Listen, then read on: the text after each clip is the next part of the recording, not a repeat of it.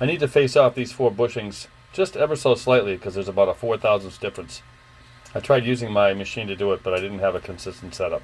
So this way I've got it all in one vise. I'm going to try to take one light chip manually across the whole thing. And we'll see what happens there.